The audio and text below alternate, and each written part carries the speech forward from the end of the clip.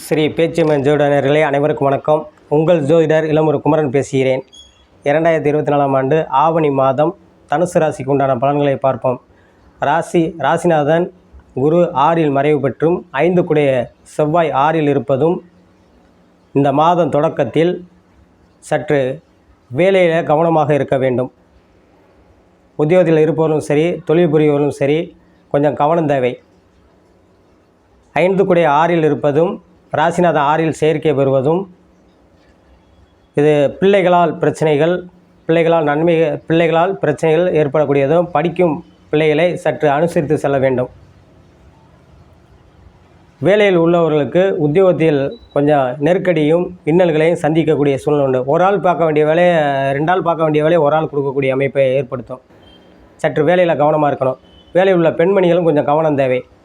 இந்த மாதம் ஆரம்பத்தில் ஒரு 10 தேதி வரைக்கும் கொஞ்சம் கவனமாக இருக்கணும். அதற்கு மேல் செவ்வாய் 7ஆம் இடத்தில் வருவது உங்களுக்கு எல்லா வழிகளையும் நன்மை அளிக்கும். அதே இது சுயதொழில் புரிபவர்களுக்கு 10ஆம் இடத்தில் குரு பார்ப்பதும், 12ஆம் இடத்தை அயனஸ்தானத்தை குரு பார்ப்பதும், 2ஆம் இடத்தை வாக்குஸ்தானம் பொருளாதாரத்தை குரு பார்ப்பதும், பொருளாதாரத்தில் பிரச்சனையே வராதுங்க. ஒரு பக்கம் அதாவது செலவினங்கள் வந்தாலும் ஒரு பக்கம் வரவுகள் வந்து கொண்டே இருக்கும். அதில் எந்த தடையும் இருக்காது. வேலைகள் நல்லா அமையும். அதுமாரி கட்டடத்துறையை சார்ந்தவர்களுக்கு செவ்வாய் 7இல் வரும்போது நல்லா சிறப்பாக இருக்கும். ரியல் எஸ்டேட் புரியவர்கள் நல்லாயிருக்கும். பட்டாசு ஃபயர் ஆஃபீஸ் துறையில் இருப்பவர்களுக்கு நல்ல அமைப்பில் கொடுக்கும். கான்ட்ராக்ட் தொழிலில் இருப்பவர்களுக்கு நல்ல முன்னேற்றங்கள் கொடுக்கும். நாளில் ராகு இருப்பதும், 10ஆம் இடத்தில் கேது இருப்பதும், அந்த கேதுவை குரு பார்ப்பதும் ஆன்மீக வழி சம்மந்தப்பட்ட துறையில் இருப்பவர்களுக்கு புறாமே நல்ல முன்னேற்றங்களை கொடுக்கும். பொதுவாக வாக்குத்துறை சார்ந்தவர்களுக்கு அதாவது வாத்தியார், வழக்கறிஞர்கள், இந்த துறையை சார்ந்தவர்களுக்கெல்லாம் நல்ல மாற்றங்கள் ஏற்படுத்தும். இந்த ராசியில் மூல நட்சத்திரத்தில் பிறந்தவர்களுக்கு கேது 10ஆம் இடத்திலிருந்து குரு பார்வையை பெறுவது வெகு சிறப்பான அமைப்பு. கேது நட்சத்திரத்தில் பிறந்தவர்களுக்கு சுயதொழில் புரிபவர்களுக்கு நல்ல முன்னேற்றங்கள் இருக்கும்.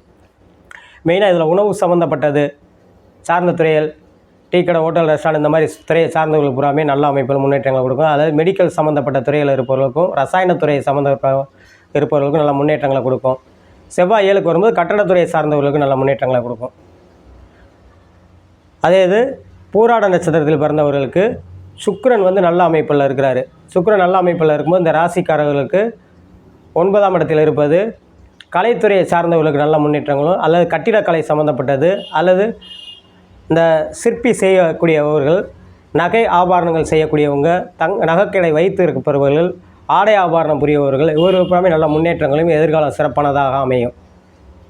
உத்திராட நட்சத்திரத்தில் பிறந்தவங்களுக்கு சூரியன் 9ஆம் இடத்தில் இருப்பதும் நல்ல மாற்றங்களை கொடுக்கும், நல்ல முன்னேற்றங்களை கொடுக்கும், எதிர்கால சிறப்பான அமைப்பாக அமையும். ஏன்னா 9ஆம் தந்தை மூலியமாக நன்மைகள் பெறக்கூடியதையும், தந்தை வழிகளில் நன்மைகள் பெறக்கூடியதையும் ஏற்படுத்தும். இந்த உத்திராட நட்சத்திரக்காரர்களுக்கு நல்ல மாற்றங்களாக உண்டாக்கும்.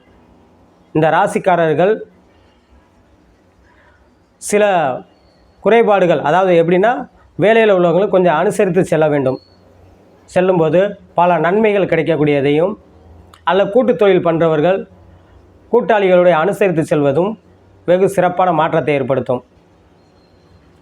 கணவன் மனைவிக்குள் சிறு 6இல் குரு இருப்பதும், 5 குடைய 6இல் செவ்வாய் வருவதும் சலசலப்பை ஏற்படுத்தும். சற்று பொறுமை நிதானத்துடன் செயல்படும்போது பல மாற்றங்களை ஏற்படுத்தும்.